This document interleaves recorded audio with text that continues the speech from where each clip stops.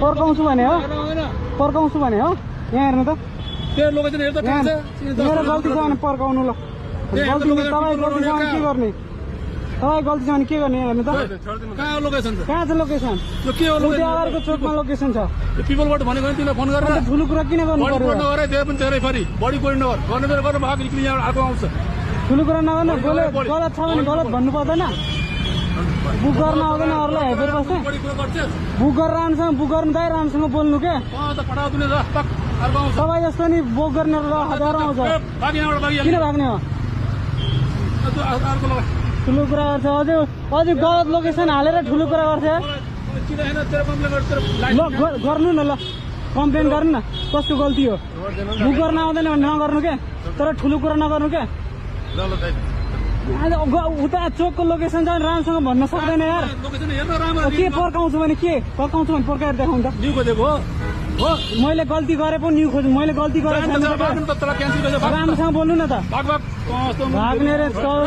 तपाईँ भनिरहेको छु त जस्तो मुजिन भन्नु फेरि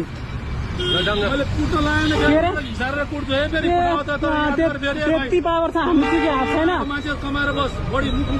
राम्रोसँग बोल्नु न त तपाईँको मान्छेलाई सम्झाएर बोल्नु है अरू भएको भए त यहीँ हान्थ्यो फेरि लोकेसन उच्च चोकको छ होइन दाइ सुन्नु न लोकेसन त्यो चोकको छ अनि त्यहाँ गएपछि ठुलो कुरा गर्छ राम्रोसँग बोल्नु न राम्रोसँग बोल्ने कुरो गर्नु मैले हजुर भनेको थिएँ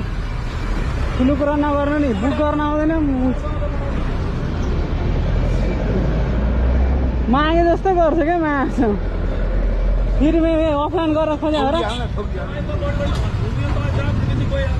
त राम्रोसँग बोल्ने गरे भनिदिरहेको छु किन जाने म यहीँ बस्छु ल म यहीँ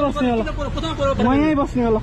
किन फर्क कुरो गर्दैन म यहीँ बस्नु चलाउनु छैन बोल्दैन मलाई चलाउनु छैन म यहीँ बस्ने होला ठुलो कुरा गरेर हो किन जाने यहीँ बस्छु म बाटोबाट छेउलाएर बस्नु त किन बस्ने त यहीँ बस्छु म यसकै बाउको बाटो यस्तो कुरा गर्छ सर यो मान्छेले हेर्नु है म लोकेसनमा आएको छु होइन अनि यो मान्छेले मलाई पर्काउँछु भनेर भन्नु पाउने यसले यसरी भन्नु पाउने हो